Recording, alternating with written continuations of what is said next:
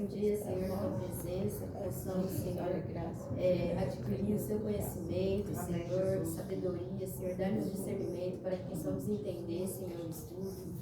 Paizinho querido, abençoe cada um que aqui está, abençoe cada um, cada lar, cada família, abençoe, Senhor, a nossa professora Késia, que ela venha ter, Senhor, sabedoria, Senhor, que o seu Espírito venha conduzir ela, Senhor, para que ela possa nos ensinar, Senhor, e te pedimos, Espírito Santo, que tu faça a presença neste lugar. Amém. Amém. Em nome de Jesus. Amém. Amém.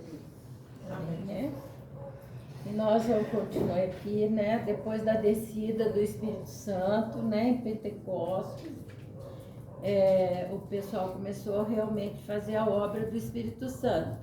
Que até então nós já tínhamos falado, né? Que até então Pedro continuou a pescar, cada um foi seguir sua vida. Mas quando eles quando eles receberam o Espírito de Deus, tudo mudou, né? A partir daquele dia eles passaram a ser verdadeiras testemunhas, né? Do Senhor Jesus, né? Porque o Senhor Jesus disse, aguardai em Jerusalém até que desça sobre vós o Espírito Santo. Porque o Espírito Santo é o revestimento que nós precisamos para falar de Jesus. Nós temos que buscar o Espírito Santo. Porque sem Espírito Santo a gente não consegue levar a palavra e muito menos convencer ninguém. Porque o Espírito Santo tem que ir na frente convencendo as pessoas de que Ele é o Senhor. Então, sem o Espírito Santo, eu falo de Jesus, mas não atinge, não toca as pessoas. Tem que ser pelo Espírito de Deus, pelo Espírito Santo, para a gente convencer o próximo, né? Que Jesus é o Senhor, né? Então, aí nós fomos até o versículo, o capítulo de 1, nós vamos ler aqui agora né? O penúltimo texto aqui. Jesus prometeu que não vos deixaria sozinho, mas que Ele estaria convosco sempre, até a consumação do século, né? Está em Mateus 28, 20 e João 14, 18. Ele cumpriu a sua promessa por meio do Espírito Santo que habita no convertido, né? Está em João 16, 4 e 7. Então, verdadeiramente, o Espírito Santo habita naquele que se entrega, né? Entrega o caminho ao Senhor, que confessa Jesus como Senhor, né? Mas nós vamos continuar vendo a obra que o Espírito Santo foi fazendo a partir da vida dos apóstolos, né? Ele começou primeiro com Pedro, porque o apóstolo Paulo só entrou depois no grupo, né? Quando o Espírito Santo derrubou do cavalo, a gente já até falou sobre isso. Até então era o apóstolo Pedro que liderava, né? Os apóstolos, né? Eles distribuíram, continuaram pregando em Jerusalém, né? O apóstolo Paulo que foi pregar em outros locais. Ele que começou as viagens, né? As viagens pela... A gente até... Eu queria mostrar um mapa para vocês, eu não sei se aqui tem, deixa eu ver. Aqui, ó. Tem um mapa do Mediterrâneo, né? Mas esse mapa aqui não tá bom para mostrar, não. Eu vou trazer um outro mapinha para mostrar para vocês as viagens do apóstolo Paulo, por onde ele começou e como ele foi pregando o evangelho, né, nos lugares. Ele ia para um lugar, para outro, né? Ele foi pregar na Grécia, ele foi um monte de lugar. Tanto é que as igrejas, né, Éfeso, as igrejas são, já, a maioria tudo já na Grécia mesmo. As igrejas que o apóstolo Paulo começou a fundar ali, né?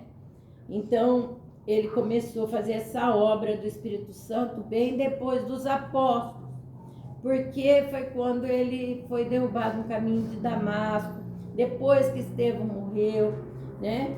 Ele se converteu ao Senhor pelo próprio Espírito Santo, pela visita do Espírito Santo, né?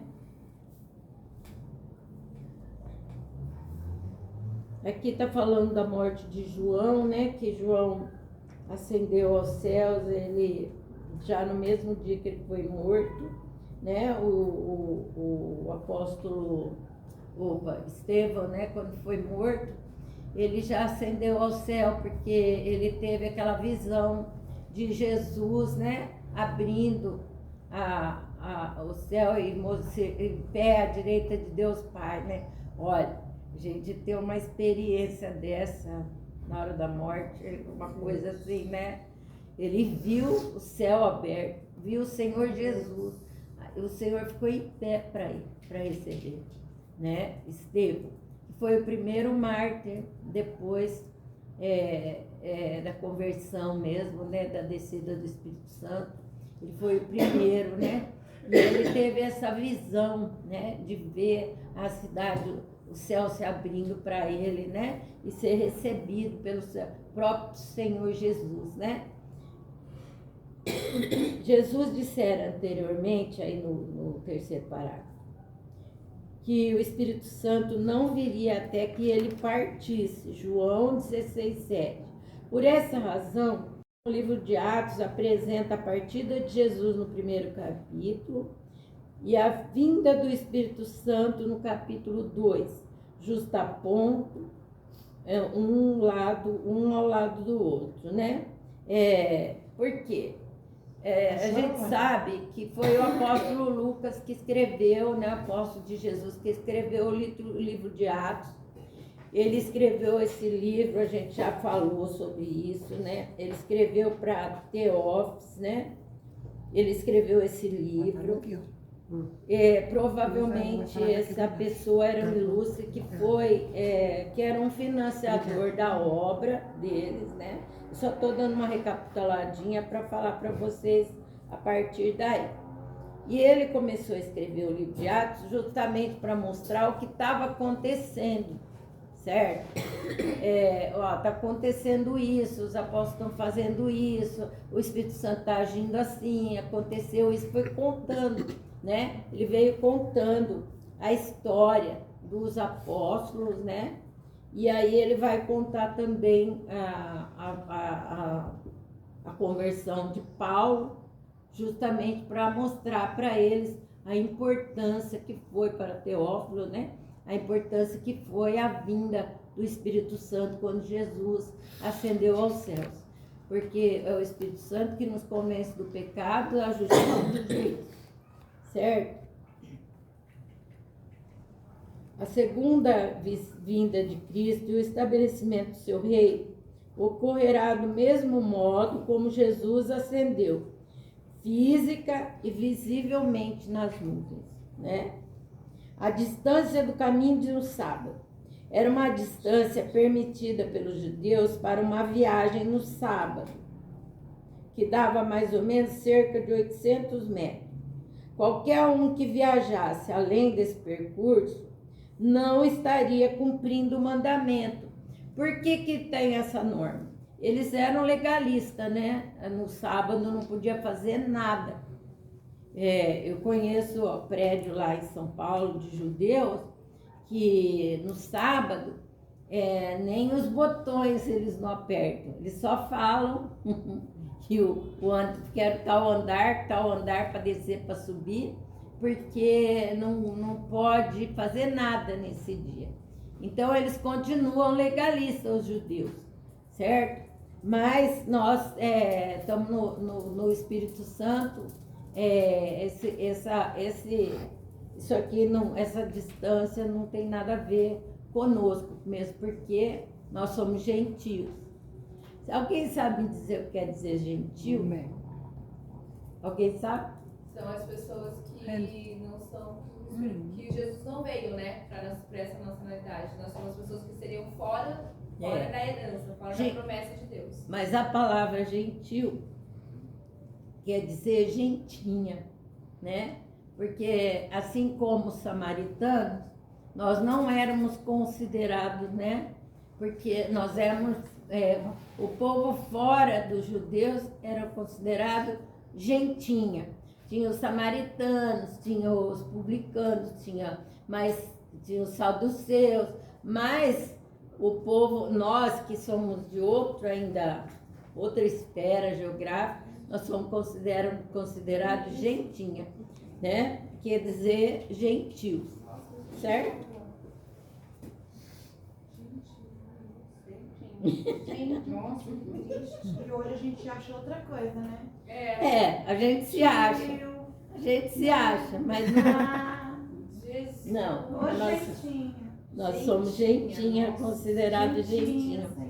E é daí que veio a palavra gentil. Oi? Hoje não é diferente. Eu tenho cabelo bem gentinha mesmo. Então tá, vamos lá. E entrando, subiram no cenáculo. Teria sido o lugar onde Jesus passou a última Páscoa com seus discípulos, lugar onde ele apareceu após ressuscitar, foi no cenáculo. É possível que no cenáculo tenha sido o mesmo lugar para ambos os eventos, espaço que teria pertencido a Maria, mãe de João Marcos. Sua casa é mencionada em Atos 12:12 como um lugar de encontro dos discípulos. Então, o cenáculo, né, era esse lugar, né? E a gente tem esse nome, só de falar cenáculo, a gente já tem, assim, essa sensação de uma palavra santa, um lugar bem santo, né? Porque era ali onde Jesus ficava com os discípulos, né? Com eles falava com eles no Espírito, né? E onde o lugar onde ele comeu a última ceia com os discípulos, né? Então, um lugar santo mesmo. Né? Os seguidores de Jesus habitavam nesse lugar, esperando em Jerusalém, conforme o Senhor lhes havia ordenado, até que recebesse o poder que ele prometera. À exceção de Pedro, Tiago e João, essa seria a última menção nominal dos apóstolos. Eles não são mencionados no restante do livro, porque entregaram sua vida ao cumprimento da grande comissão, certo? O apóstolo Pedro, Tiago e João aparecem mais citações, né? Primeiro porque Pedro era um apóstolo muito importante, né, do Senhor, ele pregou para os judeus, né? E Tiago e João, porque eram irmãos de Jesus, né? E Tiago e João faz questão de falar que ele era o apóstolo que Jesus amava, né? Segundo a tradição cristã, enquanto Pedro foi crucificado de cabeça para baixo, Tomé foi transpassado pela espada por causa da sua fé. Mateus foi assassinado, transpassado por uma lança. Matias foi decapitado. Tiago foi morto a chutes. Olha que horror. Judas, Felipe e Bartolomeu foram crucificados. A história da ressurreição é poderosamente autenticada pela preferência dos apóstolos de morrer a repudiar a verdade do seu testemunho, né? Porque eles morreram, mas não negaram a fé em Jesus, né? Ai, como seria hoje, né? Glória a Deus, nós estamos vivendo no tempo da graça, né? Porque a gente é tão mimizento, tão cheio de vomitóxicos, qualquer coisa, né, se coleriza, né? O pastor falou sobre o colérico, sobre os sanguíneos, sobre os 4 tipos lá de pessoas, né? E a gente, por qualquer coisinha, sei lá, para de conviver, de querer conviver, de olhar para a cara do outro, de ficar com raiva, né? Mas a palavra de Deus mostra que os discípulos eram empenhados, né? Então eu fico pensando assim, eles morreram pelo nome de Jesus. E se a gente tivesse que passar pela morte, como é que seria? Se a gente não aguenta nem o que o outro faz, uma bobeira às vezes, que a maioria das vezes é bobagem, sabe? Sim. É uma palavra ríspida, um desacordo, a maioria é tudo bobagem. A gente não aguenta, como que a gente aguentaria passar pela morte por Jesus? A gente tem que se questionar, né? A própria palavra fala que questione o homem-se a si mesmo. Mas a gente tem que se questionar sobre isso, sobre o nosso comportamento, porque o nosso comportamento mostra quão grande é o Senhor dentro de nós, né? Nós temos, às vezes a palavra fala assim, que a gente pode ganhar uma pessoa sem palavra alguma através do nosso testemunho, do nosso exemplo, da nossa mansidão, da nossa bondade, entende? Então a gente tem que procurar ganhar os outros até sem palavra. Nem sempre a gente tem a oportunidade de falar de Jesus para alguém que está do nosso lado. Ou às vezes a gente tem falando através das nossas atitudes, né? Eu trato bem meu irmão, então ele pode até ficar mais firme, mais sólido, né? Falar, não, eu quero ser assim.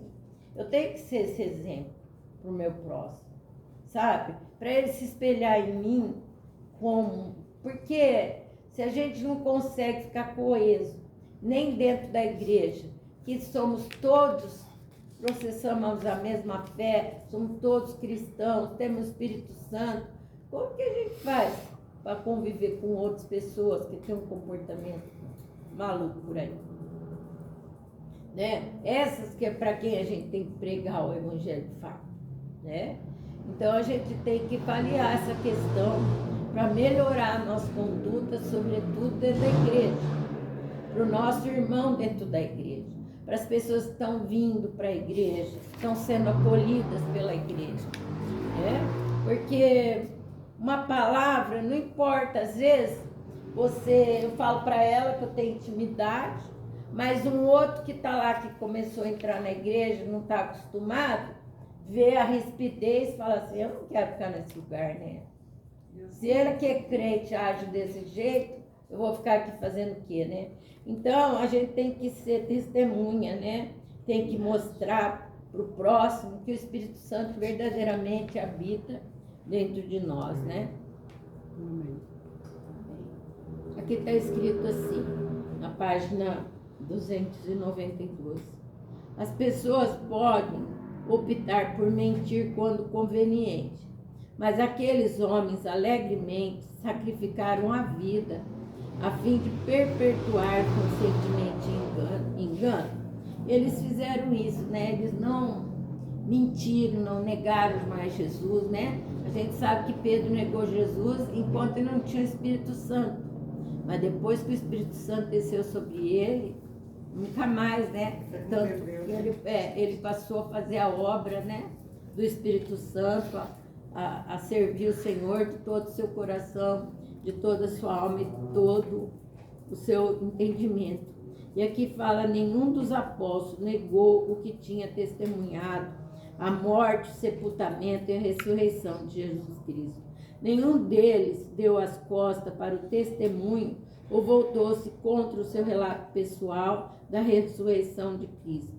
Eles preferiram selar a sua pregação com o seu próprio sangue, que foi, né, morrendo. Essas mortes que a gente citou aqui, do apóstolo Paulo, não tem testemunho de como que ele foi morto.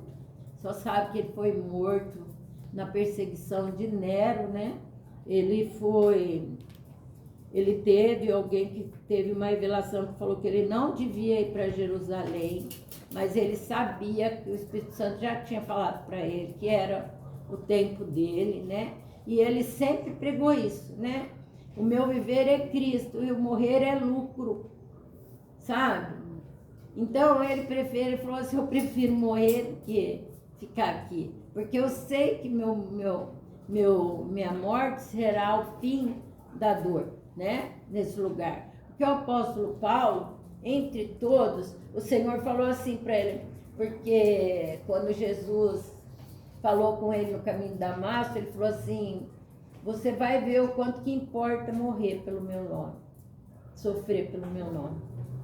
E o apóstolo Paulo, se a gente for avaliar a situação, ele foi o que mais sofreu, porque ele apanhava de tudo quanto é lugar que ele apanhava, né? As chicotadas, daquelas chicotadas, gente, de deixar a pessoa prostrada mesmo. Porque eram 39, 40 chicotadas menos umas, 39 chicotadas daquelas de ficar em carne, viva. E ele apanhava isso quase todo dia. Ele nem chegava a sarar uma coisa, ele já levava outra surta. São várias que ele leva, né? Ele viajava muito a pé, ele passou muita fome. A palavra de Deus fala aqui no livro de Atos, que ele passou muita fome, né? E é tanto que ele fala aquele texto, né? Eu sei ter muito e sei não ter também. Eu sei ser alimentado, como sei não comer também. Ele sabia, ele era um homem que realmente sofreu para pregar o evangelho, né? Unanimemente, essa expressão aparece mais de 10 vezes, unanimamente aparece mais de 10 vezes no livro de Atos, sendo usada para significar a mesma mente. Esse termo é alusivo ao compartilhamento de ideias ou pensamento entre as pessoas com conceitos comuns. Não é uma referência à pessoa que prestam e sentem da mesma maneira a respeito de todas as coisas, mas aquelas que deixam de lado sentimentos pessoais e se comprometem com a fé, com uma única fé, né? Única tarefa, nesse caso, o testemunho do Senhor Jesus Cristo. Então, unanimamente significa isso, né? Ter esse pensamento. Não quer dizer, nós não somos todos iguais, mas qual é o nosso pensamento comum? Falar de Jesus, ouvir a palavra de Jesus, né?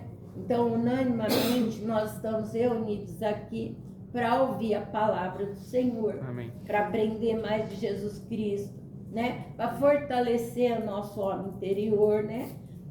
Nós não somos um mais do que o outro. Nenhum de nós é mais do que o outro. Mas nós precisamos buscar mais. A diferença às vezes, que nós temos um do outro é quem busca mais, quem ora mais, quem jejua mais. Não é verdade? Mas unanimamente nós estamos buscando a presença do Senhor Jesus. Isso aqui é importante, né, irmão? Porque na palavra lá em Romanos fala que a fé vem e vem por ouvir a palavra de Deus. A fé vem pelo ouvir, e ouvir não é ouvir qualquer coisa, né? É ouvir a palavra de Deus, né? O Senhor Jesus Cristo, nesse caso, como testemunho de outros acerca do Senhor Jesus Cristo, Romanos 15, 5, 6, Jesus disse que o mundo saberia que ele havia sido enviado pelo Pai Celestial para que testemunhasse o amor entre os cristãos. Eu queria ler esse texto de Romanos, capítulo 15, versículos 5 e 6. Quem achar primeiro pode ler. Eu não achei nem onde está aqui na coisa. Romanos, capítulo 15, versículos 5 e 6. Espera lá, então deixa eu ler. Ora, o Deus de paciência e consolação vos conceda o mesmo sentimento uns para com os outros, segundo Jesus Cristo, para que concordes a uma só boca, para que concordes e a uma só boca glorifiques ao Deus e Pai de nosso Senhor Jesus Cristo. Amém? Então, nós temos que ser essa testemunha, né? Testemunhar esse amor de Jesus na nossa vida. Aí, galera. Achou? Achou? A unidade entre os cristãos, descrita em Atos, é uma demonstração desse amor. Porque realmente eles foram unidos. Agora, não teve briga? Quem sabe dizer se teve briga ou não? Provavelmente teve. Teve várias brigas, né? Eles se separaram, né? Nós vamos ler isso daí, Dá né? Dá pra ver que teve bastante briga pelo fato de Paulo e...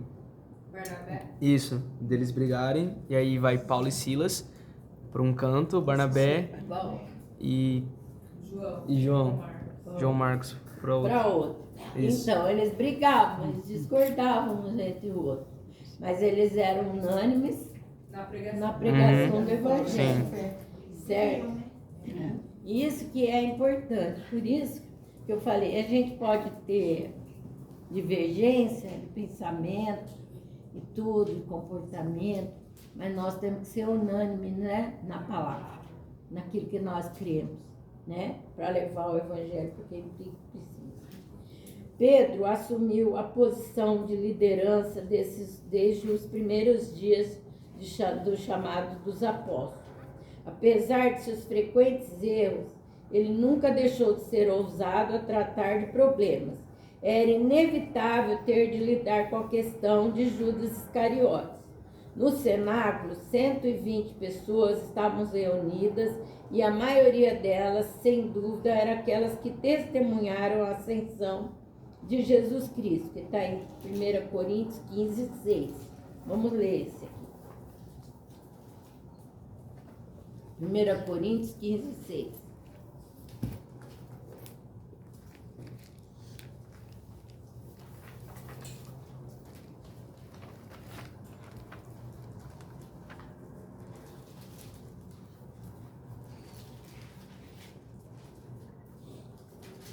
Vou ler. Depois foi visto uma vez por mais de 500 irmãos, dos quais vive ainda a maior parte, mas alguns já dormem também.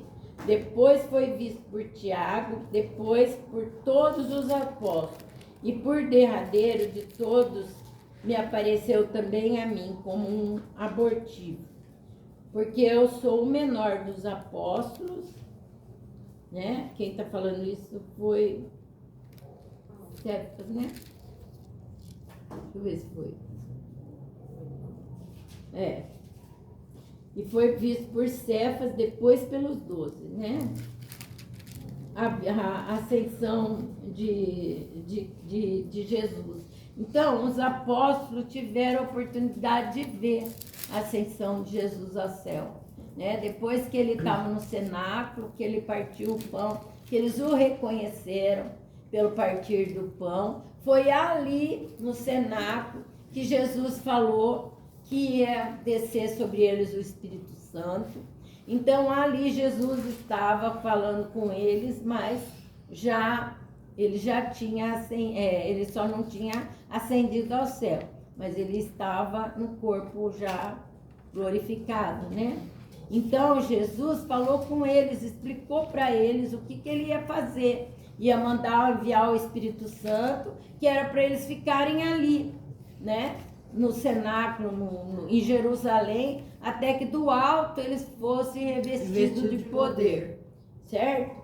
Então, eles tiveram a oportunidade de ver quando Jesus ascendeu ao céu, certo? Quando Jesus ascendeu ao céu, eles viram, certo? Olha que coisa linda, né?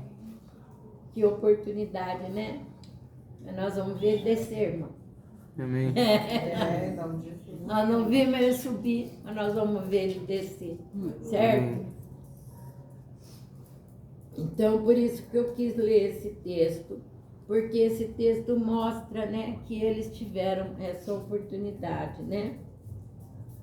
E aqui, embora Jesus tivesse passado a maior parte do tempo com os 12 apóstolos, havia muitos outros discípulos que viajavam com ele, né? Está escrito em João, no capítulo 6, o versículo 66, fala sobre isso. Que é porque tinha multidão que seguia Jesus. Ele não seguia só com os 12 apóstolos, ele era seguido por multidões, certo? O Espírito Santo prediz pela boca de Davi. Pedro comparou o discurso de Davi com a voz do Espírito Santo. Esse é o exemplo da doutrina bíblica da inspiração, que assevera que as palavras das Escrituras são palavras de Deus e isenta dos erros. Qualquer hora eu vou fazer o estudo para vocês sobre as revelações que o salmista Davi teve sobre Jesus, né? Em vários textos na palavra de Deus que fala de Jesus Cristo, né? Ele tem essa revelação, né, de Jesus lá no Velho Testamento. assim como teve Isaías, como teve vários outros profetas que tiveram a revelação da vinda de Jesus, certo? E aqui ele está falando, né? E até tem um versículo que eu fico pensando como que Davi teve aquela revelação, porque ele fala assim: disse o Senhor ao meu Senhor, assenta-te à minha direita, até que eu coloque os teus inimigos por escabelo dos teus pés. Então, ele falou isso pelo Espírito Santo, porque ele nem conheceu Jesus, era descendente de Davi, né? Jesus foi descendente de Davi, mas ele teve essa revelação já falando do futuro, né? Assenta-te à minha direita, até que eu coloque. Ele teve uma visão do Deus Pai, né? Falando para o filho: assenta-te à minha direita, até que eu coloque os teus inimigos por escabelo dos seus pés. Assenta-te à minha direita, até que eu ponha os teus inimigos. O Espírito Santo prediz pela boca de Davi. Pedro comparou o discurso de Davi com a voz do Espírito Santo. Esse é o exemplo da doutrina bíblica da inspiração, que assevera que as palavras das Escrituras são palavras de Deus, isenta de erro. Adquiriu um campo com o galardão da iniquidade. Aqui, ó, esse texto, né? O campo obtido com dinheiro de Judas. 110, do 1 ao 6. Ó, Salmo 110, do 1 ao 6 diz assim. Vamos achar aqui o Salmo 110, do versículo 1 até o 6. Achei. Esse texto é esse que eu citei aqui. Disse o Senhor ao meu Senhor, assenta-te à minha... Aqui, achei. Lê. Salmo 110. 110. O Senhor disse ao meu Senhor: senta-te à minha direita, até que eu faça dos teus inimigos um estrado para os teus pés. O Senhor estenderá o cetro do teu poder desde Sião, e dominará sobre os teus inimigos. Quando convocares as tuas tropas, o teu povo se apresentará voluntariamente, trajando vestes santas, desde o romper da alvorada, e os seus jovens virão como orvalho. O Senhor jurou e não se arrependerá. Tu és sacerdote para sempre, segundo a ordem de Melquisedeque. O Senhor está à tua direita, ele esmagará reis no dia da sua ira, e julgará as nações, amontoando os montes e esmagando governantes em toda a extensão da terra. Aí no 7, no caminho beberá de um ribeiro e então erguerá a cabeça. Amém? Ele tá, Davi, o salmista, que não viu Jesus, que foi, inclusive, o Senhor Jesus foi descendente de Davi. Ele teve essa revelação, né, que está no Salmo 110. E tem algumas outras, né? É que antes de dar esses estudos para vocês, das profecias e tudo mais, eu gostaria de estudar as cartas do apóstolo Paulo, o Novo Testamento, né? Porque o Novo Testamento que nos firma mais na palavra atual, né? Inclusive, estou estudando o livro de Coríntios, né? E o livro de Coríntios é, para mim, o mais contemporâneo do que acontece hoje em dia.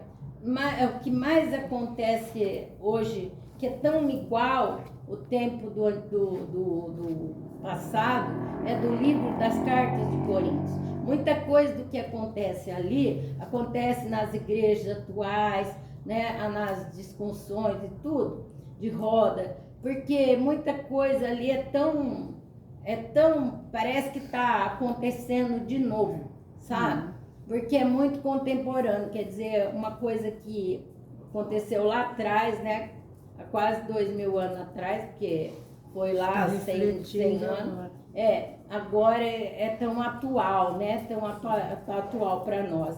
Então, eu estou fazendo estudo agora sobre o livro de Coríntios, mas nós vamos fazer de todos, tá? Todas as cartas do apóstolo Paulo, porque as cartas do apóstolo Paulo vão direcionar a nossa conduta, nós precisamos estudar mais do que até o livro do Atos dos Apóstolos. Eu quis estudar o Atos dos Apóstolos com vocês, porque o Atos dos Apóstolos mostra como que os discípulos fizeram para levar o Evangelho. Eles não foram sozinhos, eles foram pelo Espírito Santo. E eles alcançaram até nós hoje em dia. Amém. Não é verdade? A palavra que eles começaram a pregar lá, né? Logo depois 100 anos depois da morte de Jesus, né? Por aí. Então, no ano 100 ainda, né? No ano 100. Não foi 100 anos após, foi no ano 100. Então, as cartas de Coríntios, por exemplo, nós vamos aprender muito com ela. Com essas cartas, com todas elas. Porque cada um, ele dá uma direção sábia.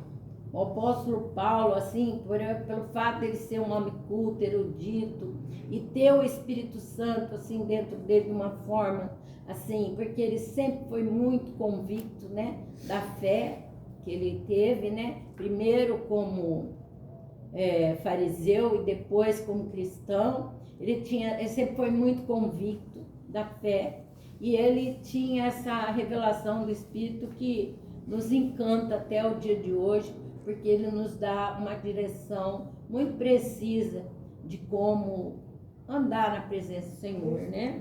Amém. Bom, Maria, mãe de Jesus, recebe um reconhecimento espiritual no grupo, especial no grupo.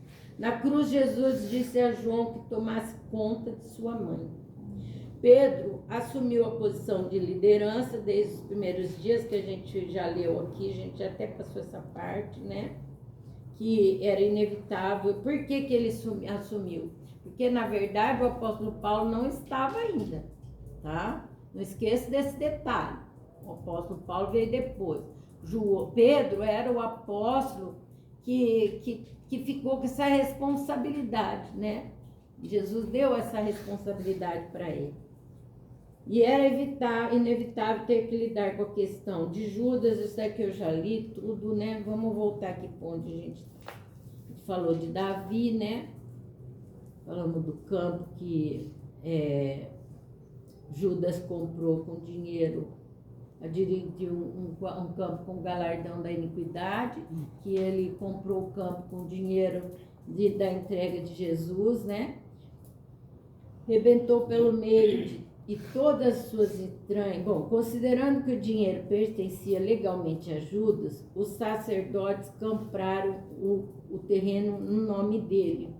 Rebentou pelo meio, em todas as suas entranhas se derramaram. Aparentemente, a corda que Judas usou para se enforcar rompeu-se e o seu corpo caiu, e ele se partiu ao meio. Por essa razão, esse lugar onde Judas caiu morto, né, foi chamado Campo de Sangue. Olha que coisa terrível, né? Isso aqui está no livro lá, explicando quem foi Judas, né? Pedro aplicou o Salmo 69 e o 109 à situação dos apóstolos. Um trecho do Salmo 69, no versículo 25, fala da remoção de um inimigo do salmista. E no Salmo 109, no versículo 8, é mencionada a deposição de um inimigo de um ofício ou cargo. Pedro, iluminado pelo ensino de Jesus, observou essas referências como se tratasse de Judas, o traidor. Então, se vocês quiserem anotar aí, esse aqui é uma coisa interessante, né? O salmista faz reverência no Salmo 69, no versículo 25, fala da remoção do inimigo do meio do grupo. E no Salmo 109, no versículo 8, é mencionada a deposição de um inimigo de um ofício ou cargo. E eles também, Pedro também observa que isso estava sendo fazia referência a Judas, né? A traição de Judas. Então, é bom observar isso, que é a conexão do Velho Testamento com o Novo, certo? São as profecias, as revelações no Velho Testamento que nós estamos observando aqui no Novo Testamento, né? Só repete só quais são os salmos e o versículo, por favor. Salmo 69, versículo 25. 69. E Salmo 109, versículo 8. Tá, obrigada. Tá? Isso aqui está na apostila, Nina. Tá. A apostasia de Judas e não a sua morte foi o que motivou Pedro a pedir aos discípulos que escolhessem outro para ocupar o lugar de Judas como apóstolo, né? Então, como Judas, ele tinha vergonha do que ele fez, na verdade, né? Posteriormente, quando Tiago foi morto, em Atos dos Apóstolos, né, 12, 2, ninguém foi escolhido para ocupar o lugar dele. Pedro especificou 2 qualificações para o apóstolo ser escolhido. A primeira dela, a qualificação era, ele deveria ter acompanhado os apóstolos desde o começo do ministério de Jesus, desde o batismo. A substituição deveria ser feita por alguém que vira o que os apóstolos viram e ouviram o que os apóstolos ouviram. Enfim, ele devia ser uma testemunha ocular dos milagres e dos ensinamentos de Jesus. E em segundo lugar, ele tinha que ser uma testemunha ocular da ressurreição de Jesus. Aí, lançando sortes, essas sortes caíram em Matias, certo? Então, eles escolheram Matias para ocupar o lugar de Judas. Acontece que quem escolheu foram quem? Os apóstolos. Não foi Jesus. O apóstolo Paulo, quem escolheu foi o Espírito Santo, certo? Amém. No caminho de Damasco. Então, por isso que depois a gente não ouve mais falar de Matias. Depois que ele foi considerado um apóstolo, não que ele não tivesse importância, tá, gente? Mas ele não foi escolhido por Jesus, foi escolhido pelos apóstolos, por causa de Judas. Mas Jesus escolheu o apóstolo que ele queria, que foi o apóstolo Paulo. Ele fez a obra do Espírito e pronto, né? O homem está sempre querendo se antecipar, fazer as coisas no lugar de Jesus, dar uma forcinha, como se diz. Mas Jesus não precisa da nossa força em nada, certo? Ele mesmo faz a obra, certo? Ai, deixa eu tomar água, gente. O nome de Matias e José, provavelmente escrito em pedra, foram colocados em uma jarra sacudida até que um dos nomes saísse. O sorteio era determinado não pela sorte, mas pela vontade de Deus. Mas nós sabemos que foi uma ideia de quem? Dos apóstolos. Não foi ideia de Jesus fazer isso, né? Eles fizeram do jeito deles. Pentecostes era uma das maiores festas judaicas. As outras 2 festas eram a Páscoa e a festa dos tabernáculos. Pentecostes é um nome advindo da palavra grega 50, termo usado pelo fato de a festa ser celebrada no 50º dia após o sábado de Páscoa. Essa celebração também era conhecida pelo nome como Festa das Semanas, Festa dos Primeiros Frutos ou das Primícias. Durante essa celebração, os judeus levavam a Deus as suas primícias da terra em ações de graça, esperando que Ele desse o resto da colheita à sua bênção. Eu vou virar para não ficar me atrapalhando, que fica me chamando atenção.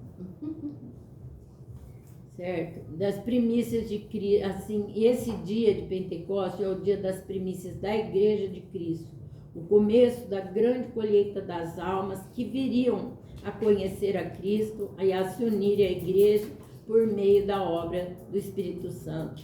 Então, vejam bem, esse dia foi o dia das primícias da conversão, porque foi nesse dia que 5.000 almas se converteram ao Senhor por causa do Espírito Santo, né? Amém. Glória a Deus.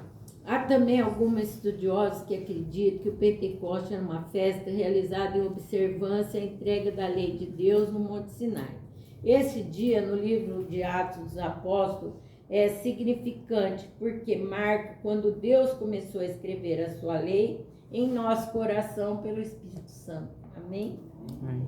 Né? Então, para nós, ele tem muita importância, né?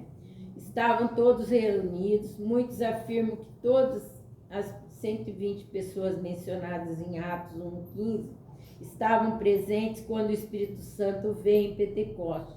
Provavelmente não é esse o caso, visto que vários dias tinham se passado entre a fala de Pedro a respeito de Judas até o dia do acontecimento de Pentecostes.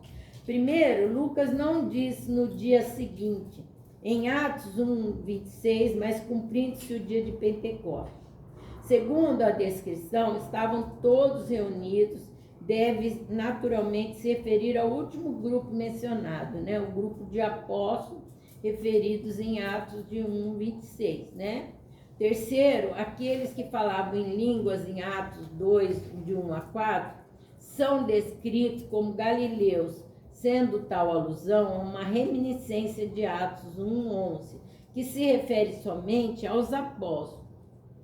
Compare com Atos 1, 2, 3. Por último, quando Pedro levantou-se para falar em Atos 1:14, ele falou como pertencente ao grupo de 12 apóstolos e não como pertencente ao grupo maior de discípulos, né? Porque havia muitos outros, mas só os 12 foram o que? Escolhidos por Jesus. Amém. E Pedro se sentia como parte desse grupo, né? Um som como um vento veemente, impetuoso, era necessário para atrair multidões, até a pequena reunião dos apóstolos, os quais estavam assentados, posição normal para ouvir alguém falar, em vez de estar em pé em oração. E foram vistas por eles, línguas repartidas como as de fogo, né? A grande multidão, após ser atraída pelo grande som mencionado no versículo 2, contemplou a manifestação visual de Deus. O fogo frequentemente indica na Bíblia a presença de Deus, né? Nós vemos a sarça ardente, nós vemos várias passagens, né, que fala sobre o fogo representando o Espírito de Deus, certo? Deus aparece a Moisés na sarça ardente que não consumia. Deus guiou seu povo no deserto com uma coluna de fogo que brilhava à noite. Ele desceu em fogo no Monte Sinai. Deus enviou fogo para consumir a oferta de Elias no Monte Carmelo. E ainda usou uma visão de fogo para avisar Ezequiel acerca do seu vindouro julgamento. Esse fogo, em forma de línguas repartidas sobre cada um deles, traria de volta imediatamente a lembrança de todos esses exemplos do Antigo Testamento que diziam a respeito do fogo, certo? A palavra traduzida como línguas é uma palavra grega usual para línguas conhecidas. Então, vocês vejam, falar com línguas estendidas tem uma tradução no grego. Uma coisa que eu quero deixar para vocês aqui é que a maioria ali, tudo era em grego, aramaico e a língua hebraica. Porque o grego era muito influente naquela região, porque eles ficavam na costa, certo? Onde os apóstolos começaram, inclusive o apóstolo Paulo começou a pregar, foi justamente por ali, né, na língua grega, né? Então, a gente tem até a primeira versão de manuscritos, de muita coisa escrito em grego, né? Porque o grego era uma língua usual ali naquela região, né? Bom, então a língua de fogo em grego, que significa isso aí que nós falamos, né? Que significa fogo, né? As línguas, falar em outra língua, né? Línguas, né, de fogo, que vem da palavra grega, né? Por isso que ela é língua fendida, né? Porque ela vem da palavra grega e quer dizer fogo. Muitas delas ficaram em Jerusalém durante essas pessoas, essa festa, uma das 3 maiores celebradas pelos judeus, eram caracterizadas pela peregrinação de pessoas que viviam fora de Israel. Essas pessoas viajavam até Jerusalém para celebrar o Pentecostes. Elas eram provenientes da Arábia, de Creta, da Ásia, até mesmo de Roma. Muitas delas ficaram em Jerusalém durante 50 dias de celebração da Páscoa ao Pentecostes, conforme o Espírito Santo lhe concedia que falassem, né, a língua, né? Note que no texto não diz que o Espírito Santo falou por meio dos apóstolos, mas que os capacitou para falar em línguas das quais não tinham conhecimento prévio. Eu tive uma experiência, eu vou contar para vocês aqui. A primeira vez que eu fui aos Estados Unidos, eu até leio inglês bem, assim, eu fiz mestrado e todos os textos são em inglês, mas eu não falo nada de inglês, certo? Não falo inglês. Só que aí, quando eu fui a primeira vez, foi comigo uma moça que tinha diabetes e ela precisava tomar insulina, tinha que deixar na geladeira, tinha que... E a gente ia para cá, para lá, onde tinha que procurar algum lugar para deixar a insulina, para depois ela tomar, aplicar gelada, depois voltar a aplicar, porque não é que nem essa seringa que tem hoje que você pode pôr numa coisa acomodar, deixar dentro da bolsa, né, que ela resiste, né? Naquele tempo não, tinha que tirar da ampola, injetar e tal. E eu não sabia falar inglês e ela também não sabia, mas chegou lá, aconteceu isso aqui comigo. Eu comecei a falar inglês, entender inglês como se eu estivesse falando com vocês aqui, na minha língua normal, sabe? E eu mesmo me espantei muito comigo, né? Falei, nossa, né? Como que é isso, né? Como que é, né? Como que é? E aí eu mesmo concluí depois, porque aí um dia a irmã falou assim, ainda bem que você fala bem inglês. Eu falei, eu não falo inglês, né? Ela é uma evangélica também. Eu falei, não, irmã, eu não falo inglês.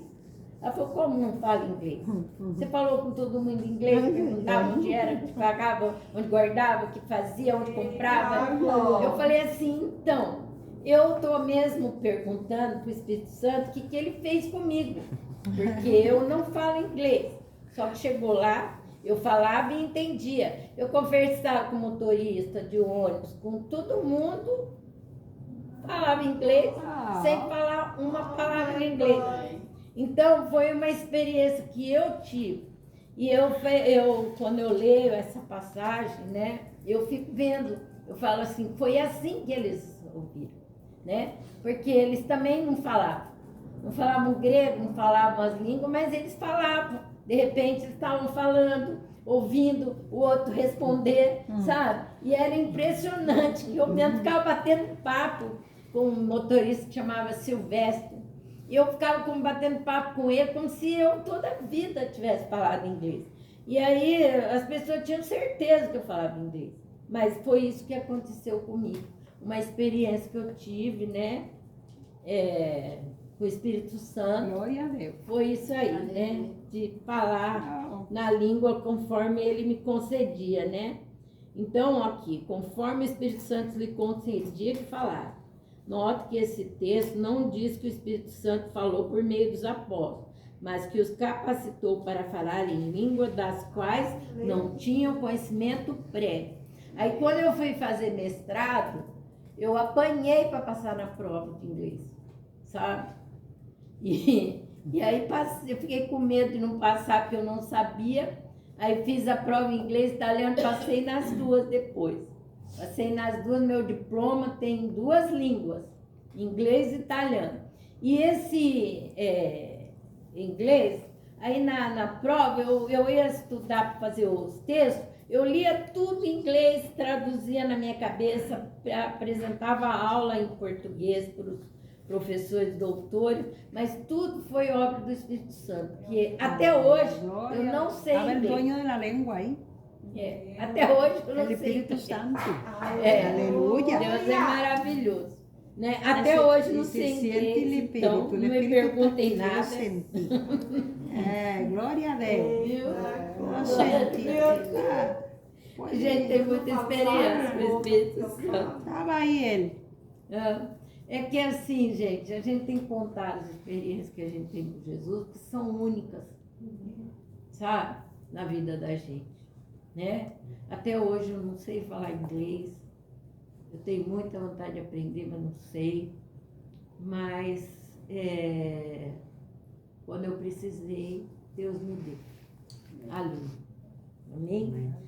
Cada um os ouvia falar na sua própria língua. Os visitantes esperavam que o apóstolo falasse da língua aramaica ou grega. Mas, em vez disso, eles ouviam falando em seu próprio idioma estrangeiro. Os visitantes estavam assustados porque sabiam que isso não era possível, a menos que os apóstolos fossem oriundos dos mesmos lugares que ele. Era um sinal vindo do céu, um evento sobrenatural. Então, veja, né? O Espírito Santo faz essa obra, né, no mundo, né? E se ele quiser, ele te dá a oportunidade que você não imagina na hora que você precisa, né? Maravilhoso, impressionante Deus. Amém. Ele é, né? Ele é tremendo, né? Todos os termos ouvido em nossas próprias línguas falar das grandezas de Deus. Parece que falar em línguas consistiu em louvar a Deus por suas maravilhosas obras, né?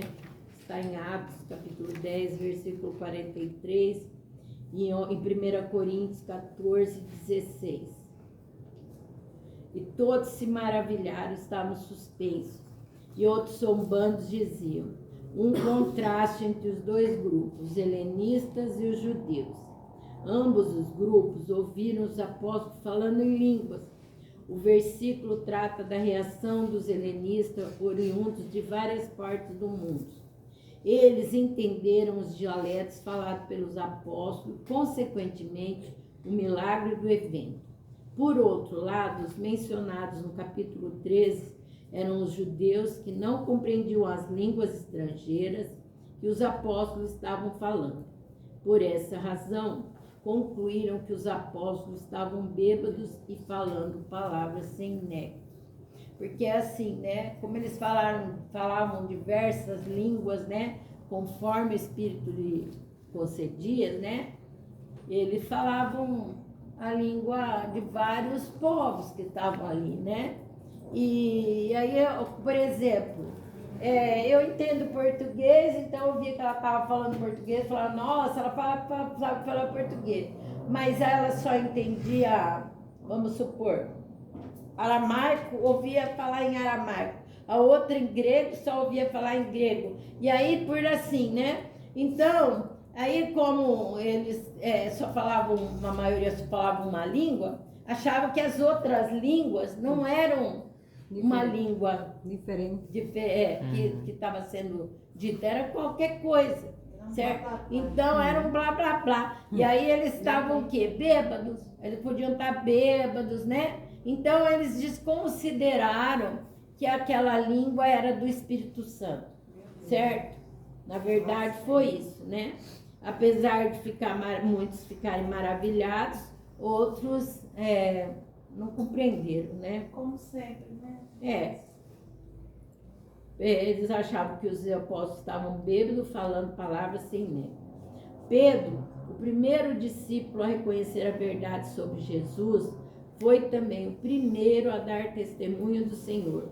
Pedro pregou um sermão para varões judeus e por todos os que habitavam em Jerusalém, os quais julgaram o episódio inteiro como resultado de muito consumo de vinho.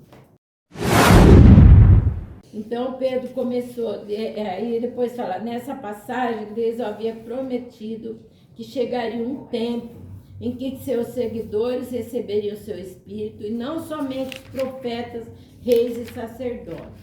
Pedro indicou que aquele tempo predito pelo profeta tinha chegado. Deus falaria por meio de todos aqueles que fossem até ele, ou por meio de visões, sonhos ou profecias. E tal evento representa o começo dos últimos dias. O ato final da salvação de Deus começa pelo derramamento do Espírito Santo e continuará até o fim desta era. Então, gente, a descida do Espírito Santo já é um evento que antecede, né, a vinda de Jesus Cristo, certo? Depois disso, nós estamos vivendo o tempo da graça com o Senhor Jesus, né? O tempo da graça, que o Espírito Santo está conosco, nos convence do pecado, da justiça e do juízo, onde a gente pode se arrepender do pecado e ter a restauração em Deus, né? Pela a remissão do nosso pecado, né? E hoje nós estamos vivendo esse tempo, nós não podemos perder esse tempo. Amém. Perder o tempo da visitação, que é o tempo do Espírito Santo. Porque depois que ele for retirado da terra, gente, vai ser das memórias. Então, esse tempo nós não queremos passar, certo? Nós vamos encerrar agora, né? Hoje nós temos um dia especial, aniversário do nosso gurizote. Maravilhoso. Amém? Então, antes já que a vovó está babando, vou pedir para a vovó orar para agradecer, já agradecer pelo alimento, por tudo, pelo alimento espiritual, pela graça da presença do Senhor, que a gente não merece, que é um favor merecido de Deus. Amém. Amém? Maravilhoso. Deus, nosso Pai, nós te damos graças, Jesus. Mais um estudo, Jesus amado. Ai, Espírito Santo, qual Senhor, o Senhor se fez presente no nosso meio, Jesus. Nós te louvamos, Jesus querido, por esse tempo, Senhor amado. Precioso, Pai, em nossas vidas, a qual o Senhor tem nos abençoado, Pai, nos presenteado, Senhor amado, com teu Espírito, Senhor amado. Que o teu Espírito Santo, Pai, venha nos visitar, Senhor, em todo momento, Jesus amado. Pai amado, que o Senhor possa abençoar, Senhor, cada vida que aqui está, Senhor, cada família, meu Pai, a qual ficaram nos lares, Pai. Outrora trabalhando, Jesus querido, mas aqui nós estamos, Senhor. O Senhor fala na tua palavra, Pai. Quando nós estamos na obediência, Pai, fazendo o que o Senhor quer, o Senhor está cuidando dos nossos, Amém. Pai. Amém. E nós cremos na tua palavra, Jesus. Amém. Deus amado, nós louvamos o teu nome, Senhor, pela vida da nossa obreira, Pai, professora Kézia, Jesus querido. Sim, A qual o Senhor tem estado, Pai, disposta, Pai, a nos ensinar, Senhor. Deus amado, abençoa, Jesus querido, o alimento, Senhor, a qual, Senhor amado, nós vamos degustar nesta noite, Pai amado, Espírito Santo, que o Senhor seja com cada um de nós, Pai, nesta tarde, Pai, nesta noite, Pai amado, e o alimento, Senhor amado, meu Deus, que não venha fazer nenhum dano, Senhor amado, a nosso corpo, Pai amado, mas venha, Senhor, nos saciar, Senhor, como o Senhor já tem nos saciado, Pai, com a sua palavra, Jesus. E abençoa, Pai amado, o aniversariante desta noite, Pai amado. Que o Senhor esteja com ele, Senhor amado. Meu Deus, que ele possa, Senhor amado, crescer, Pai, no teu espírito, Pai amado, em amor, em graça, Pai. Que o Senhor venha revestir ele, Senhor amado. Que o Senhor possa levantar muralhas, Senhor amado. Muros, meu Pai, sobre a vida dele, Jesus. Amém, Senhor. Espírito Santo, eu oro, Pai, te peço, Pai, para a glória do teu nome santo, Pai. Amém. Amém.